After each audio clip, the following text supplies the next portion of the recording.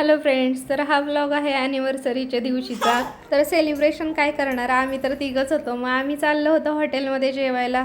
संध्याकाळचा खूप पाऊस वगैरे येतो म्हणून आम्ही आत्ता दुपारीच निघालो होतो. पनीर बटर मसाला, मालवणी फुल, ड्राय मंचुरियन तर येणार आहे. रोटी रोटी साधी रोटी नाहीतर बटर रोटी.